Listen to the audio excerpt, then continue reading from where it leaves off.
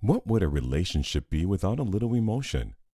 Think of the love shared between a husband and wife, the pride a parent feels toward a child, or the sadness we feel when we lose a best friend. There's another relationship where emotions can run high as well, the relationship between a customer and the brands he or she interacts with.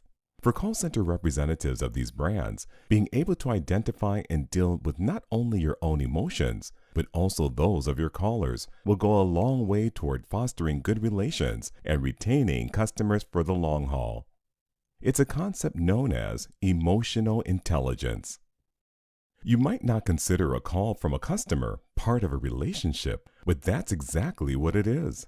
At least for the moment of the phone call, you are your company's representative in the relationship with its audience, the caller. One of the most important aspects of handling that relationship is understanding emotional intelligence.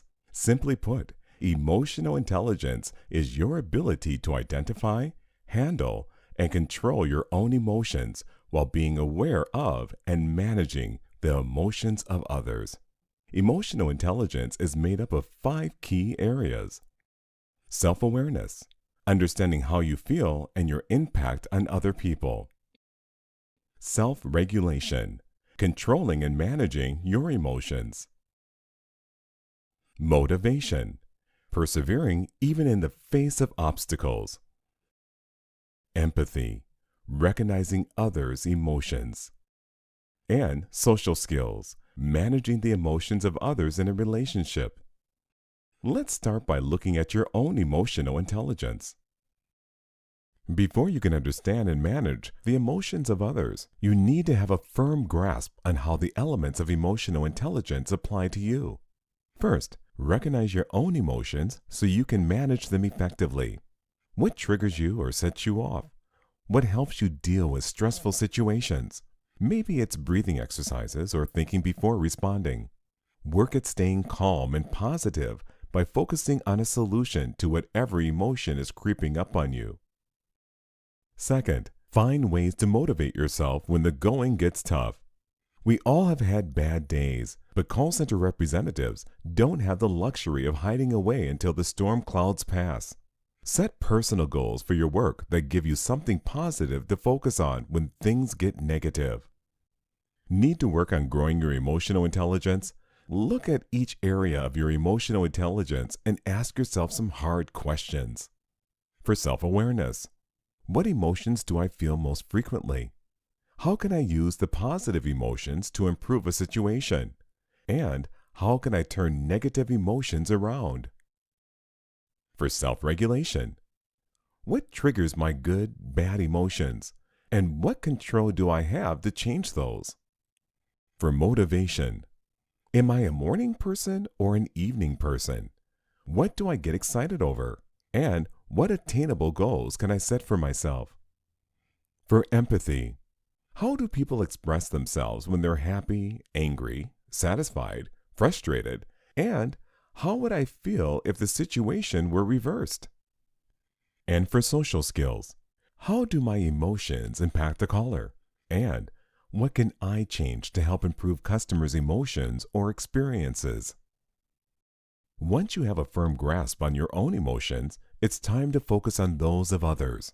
First, learn to recognize other people's emotions by committing to listening. You can pick up on a range of emotions simply by paying attention to what's being said. After recognizing and understanding those emotions, you'll be equipped to deal with them effectively. That includes finding ways to diffuse volatile situations, giving other people an opportunity to share their concerns, and mirroring callers' own language to create deeper connections. In order for a relationship between a call center representative and a caller to prosper, a few other key elements must be included: empathy, authenticity, and respect. Incorporating a few techniques to show these qualities to callers is pretty simple. For empathy, mirror the customer's language, mood, tone of voice, and pace of speech to show that you understand and care about their situation. For authenticity, remember that you're a human and be genuine. If you behave naturally, like you're speaking to a good friend, it will come across in your voice as sincere. And for respect, listen intently. That's the best way to show that you respect the customer and are focused on resolving their concern. Understanding the importance of emotional intelligence can lead to greater success in your job performance. Emotional intelligence is made up of self-awareness, self-regulation, motivation, empathy, and social skills. High emotional intelligence makes it easier for you to identify, manage, and respond to your own emotions and those of customers.